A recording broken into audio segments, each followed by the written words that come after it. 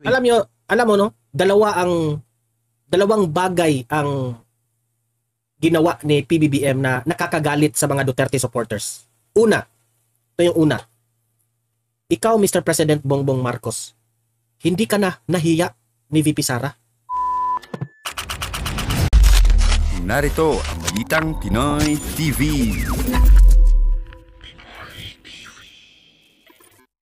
Okay. Ayan, and we are live ngayon sa ating YouTube channel.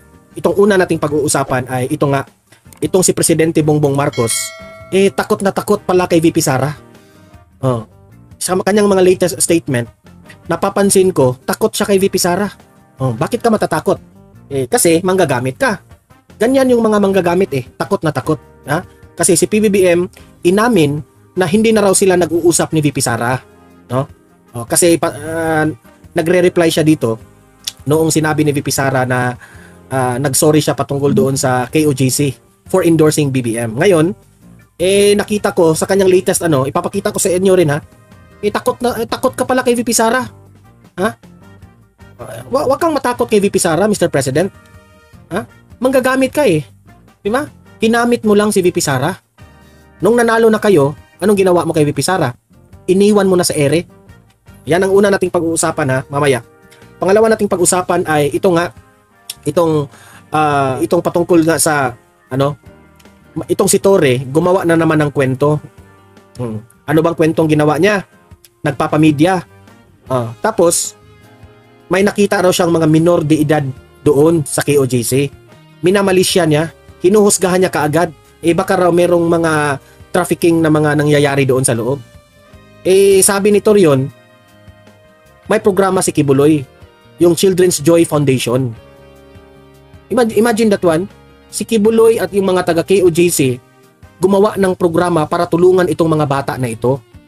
Pero ikaw, Torre, kung ano-anong nasa isip mo, sobrang negative kang pagkatao. Bakit mo huhusgahan? Anong mali doon? Minor de edad nga, mga orphanage. Ito yung mga bata na iniwan ng kanilang mga magulang na dapat tulungan. Dapat nga tayo magpapasalamat dito sa KOJC at ni Kibuloy na merong mga taong ganito. Sa bagay, hindi nyo nararanasan na tumulong, siguro, kaya ganyan na lang ang pamimintang nyo dito sa taga KOJC. At ipapakita ko sa inyo itong interview ni Bongbong Marcos. Tinanong itong si Bongbong Marcos patungkol nga doon sa na-hospital siya. Nag-trending, kumalat yung balita na na-hospital itong si Bongbong Marcos. Na di umano, merong mga nagsasabi na nag-away raw sila dito sa kanyang asawa. So, pagkinggan natin ang kanyang answer patungkol dito ang kanyang paliwanag.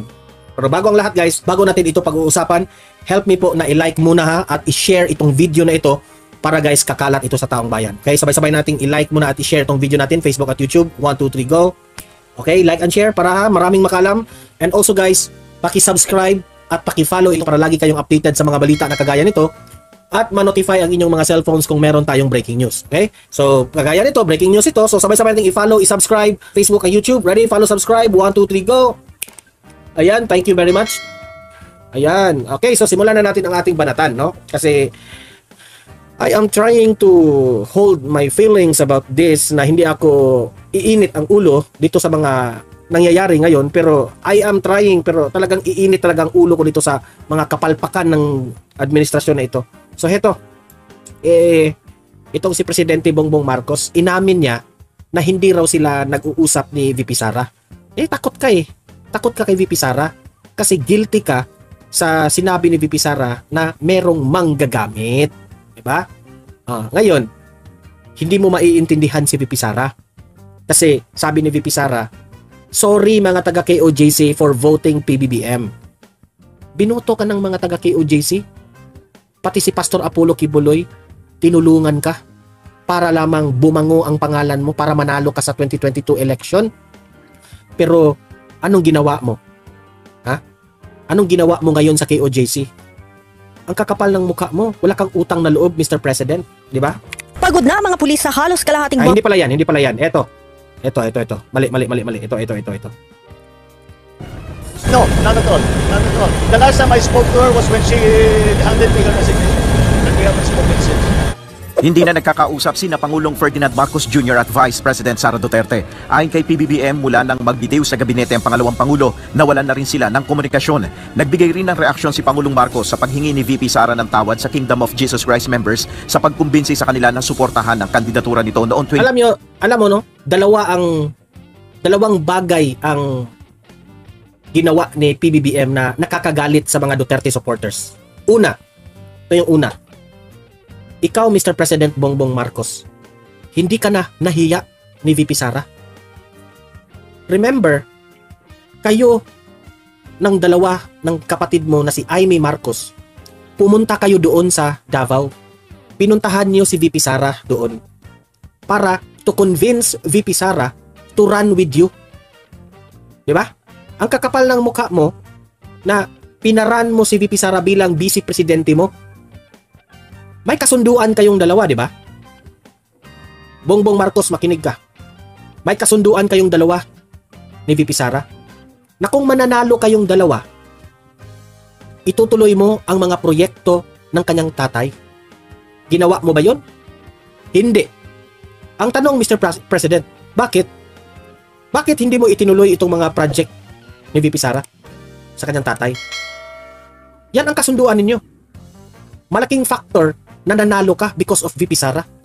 Kitang-kita naman sa eleksyon eh. Kitang-kita doon na mas malaki pa ang votes ni VP Sara kaysa inyo. Ngayon, si VP Sara po at ang kanyang pamilya, malapit ito sa mga taga-KOJC sa Davao. At itong si Pastor Apollo Kibuloy, malapit ito. Remember, Bongbong Marcos, malaki ang population ng mga taga-KOJC. Malaki ang kanilang population. Ngayon, itong mga taga-KOJC na ito, itong mga miyembro ng mga KOJC, kung anong sasabihin ni Pastor Apollo Kibuloy, susunod yan sila. Remember, ang mga KOJC members are not only from Davao. They are not only from the Philippines. They are all over the world. Sabi nga nila, ang populasyon ng mga KOJC aabot raw ng mga 8 million. So laking tulong yan.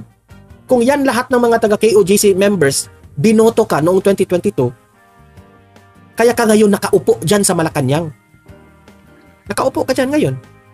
Having the benefits of the president, of being the president, because of this KOJC na tinulungan ka.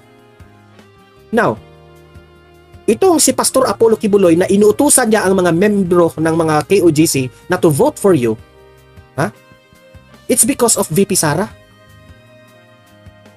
I remember VP Sara was interviewed sa SMNI, and Pastor Apollo Kibuloy was there also, because even itong si VP Sara ayaw nang magpa-interview sa mga mainstream media dito sa GMA, ABS-CBN, sa News 5. Ayaw na niyang magpa-interview kasi alam ni VP Sara lahat doon tinklawan, lahat doon kay Leni Robredo. So si VP Sara po, dahil malapit na magkaibigan ang kanyang tatay at si Pastor Apollo Kibuloy, Pastor Apollo Kibuloy also supported VP Sara. Kasi alam ni Pastor Apollo Kibuloy, magaling ang performance ni VP Sara sa Davao. So kung sino ang i-endorso ni VP Sara sa pagka-presidente, yun rin ang susundin ni Pastor Apollo Kibuloy sa kanyang miyembro. Kaya binoto ka, kaya nanalo ka, Mr. President. Ngayon, nagsisisi na po ang mga taga-KOJC. Hiyang-hiya po si VP Sara sa mga taga-KOJC, Mr. President. Nahihiya si VP Sara sa ginawa ninyo ni Bongbong Marcos. Bakit siya nahihiya? Nahihiya siya kasi nung panahon ng eleksyon, promise kayo ng promise, Bongbong Marcos. Sabi pa ni VP Sara, please vote Marcos Jr. for President. Pero anong ginawa mo sa KOJC? Anong ginawa mo kay Pastor Apollo Kibuloy? Anong ginawa ngayon ni Torre? Ginipit ninyo. Kawawa ang mga membro ng mga taga-KOJC, Mr. President. Merong nasaktan. Merong nasyutay. Dahil dito na-traumatize sila. At remember, itong mga nasasaktan, itong nasyusyutay, Mr. President, ito yung mga taong bumoto sa inyo. Wala ka bang konsensya, Mr. President? Kaya sabi ni VP Sara, KOJC, I'm very sorry for endorsing PBBM. Tapos, sasabihin mo ngayon, I don't understand. Bakit raw yun nasabi ni VP Sara? I don't understand. Anong I don't understand? Hindi mo naunawaan anong ginawa mo? Niloko mo ang taong bayan. Niloko mo ang KOJC, Mr. President. Tapos sasabihin mo hindi mo naiintindihan si VP Sara? Bakit siya nagsorry? O talagang palusot mo lang yan kasi napahiya ka na? Mr. President, sorry ha, pero ang kapal ng mukha mo, Mr. President. Sobrang kapal. T22 elections. Ayon sa Pangulo, nirerespeto niya ang pahayag na ito ni VP Sara. Sabi niya ha, nire-respeto raw niya si VP Sara sa pahayag niya. Nire-respeto mo, di ba? Kung nandyan sa tabi si VP Sara, baka sinabihan ka ng wag kang plastic. Allergy pa naman si VP Sara sa mga plastic na tao, Mr. President. Wag kang plastic, Mr. President. Sabi, nire-respeto ko si VP Sara sa sinabi niyang ganyan. Ako na ang magiging Vice President ha. Plastic ka. Buti pa manahimik ka lang. I still don't understand why, but that is our wish. Wala tayong magtanong. Idinipensa naman ni Pangulong Marcos ang nagaganap na pagdinig para sa panukalang budget ng Office of the Vice President. Ayon kay PBBM, Ito. Nagkomentaryo itong si Bongbong Marcos. Diba? Nagtrending yung hearing ni VP Sara na Shemenet. Yan naman ang mga pautot ng mga Pinklawan Dilawista. Ito yung komentaryo ni Bongbong Marcos dito. naman siyang nakikitang halong politika sa naturang mga pagdinig. Sabi ni Bongbong, wala raw halong politika ang ginawa ng mga taga House of the Representatives. Anong walang halong politika? Are you sure what you are talking, Mr. President Bongbong Marcos? Bakit sila nagtatanong dyan sa confidential funds? Bakit nagagalit ang House of the Representatives kung iisa lang ang sagot ni VP Sara sa lahat ng kanilang mga tanong? Ito na nga mga kabalita. Ano na ang masasabi nyo patungkol sa balitang ito? Please comment down below mga kabalita. Pag-usapan natin yan sa comment section. At kung di ka pa nakasubscribe sa ating channel, baka naman